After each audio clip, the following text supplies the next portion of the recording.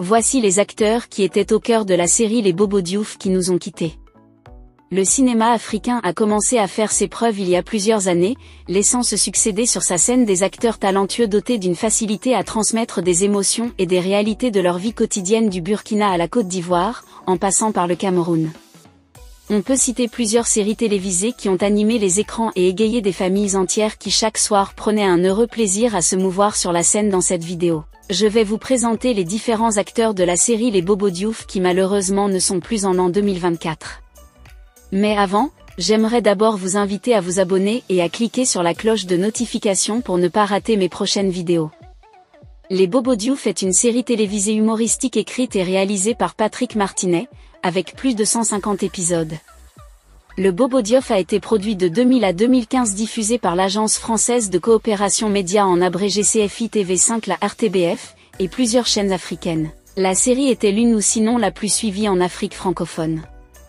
Les Bobos Diouf sont les aventures de Siriki, de son vrai nom Frédéric Soré et de Suké, de son vrai nom Mahamadou Tiendre Beogo, qui reprennent à travers le sketch humoristique les problèmes rencontrés par la plupart des Burkinabés, dans la vie de tous les jours, la misère, les petits boulots, les joies, les peines qui meublent la vie au quotidien du Burkinabé lambda.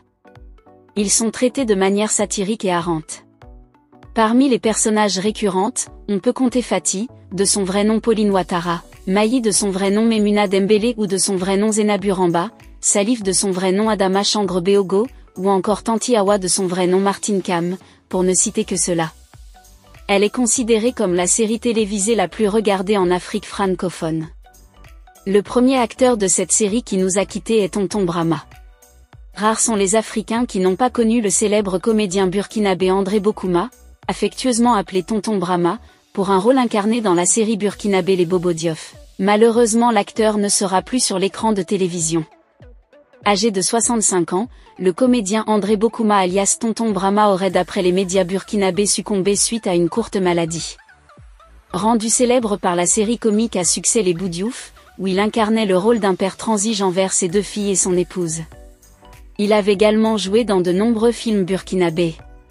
Décédé le vendredi 14 août 2015 à Bobo Dioulasso, suite à une courte maladie. Tonton Brahma de la famille des Bobos Diouf a été inhumé dans la soirée du dimanche 16 août au cimetière municipal de Bobo Dioulasso. Un moment de forte émotion pour les amis, parents et acteurs du cinéma burkinabé. Le corps arrivé au cimetière MPAL aux environs de 15h25. Sur les lieux il y avait eu des prières et des bénédictions avant l'inhumation de l'un des plus grands acteurs du cinéma burkinabé. Nous avons à sa suite Tanti Abi, femme de Tonton Drissa, mère de Fati et Amadou et tante des deux personnages principaux selon une information confirmée par la radio-télévision du Burkina. Sur son site internet, l'actrice burkinabé Fatim Milogo est décédée le 23 octobre 2014 des suites d'un arrêt cardiaque. Fatim Milogo était surtout connue sous le nom de Tanti Abi en souvenir de la série télé Les Bobos Diouf. Fatim Mogo est mère de deux filles décédées à l'âge de 65 ans. Elle a été inhumée dans la ville de Bobo Jula. Nous avons également Tonton Drissa. Tonton Drissa est le personnage qui a joué dans la série télévisée, Les Bobos Diouf. Le rôle du père de Fati, le mari de Tanti Abi né le 31 décembre 1941 à Ouagadougou. Il était instituteur de formation, Majesté. Pour d'autres il a passé presque toute sa carrière professionnelle comme bibliothécaire au Centre culturel franco-voltaïque de Bobo Dioula, ensuite et plus tard au Centre culturel Henri Mathy. Il fut l'un des meilleurs de sa génération, pour la génération d'écoliers et d'élèves des années 70, 80 et 90. Il imposait le respect et le sérieux. Toujours rigoureux dans l'entretien des livres et documents qui étaient mis au service des abonnés de la bibliothèque. Il encourageait régulièrement les uns et les autres à la lecture des documents qui participaient à l'éveil de conscience, les romans et les films en noir-blanc de Tintin et autres. Les mardis et jeudis après-midi, il a participé à une émission théâtrale radiophonique de Radio Bobo, dont lui est venu le nom de Majesté, avant de jouer le rôle de Tonton Drissa dans la série télévisée, Les Bobos Diouf. Ce feuilleton retrace la vie de tous les jours dans la vie de Bobo Dioula au Burkina Faso. Ses misères, ses joies, le tout sur un ton humoristique. Cela explique d'ailleurs son succès international. Jean-Gustave Colombo a été rappelé à Dieu le 22 décembre 2014. Quand on parle d'acteurs d'une série généralement, le public ne voit que ceux qui sont au devant de la scène en oubliant qu'il y a toute une équipe derrière la scène qui a rendu tout ce travail possible. Nous avons par exemple le réalisateur de cette série qui fait partie des personnes qui nous ont quittés. Le réalisateur français Patrick Martinet, créateur de la célèbre série burkinabé humoristique Les Bobos Diouf, s'est éteint auprès de sa famille à Vulben en Haine-Savoie en France dans la nuit du 23 au 24 mars 2020, des suites d'une longue maladie. Il avait 66 ans. Siriki est le petit frère de l'ami de Souké, un artiste musicien burkinabé.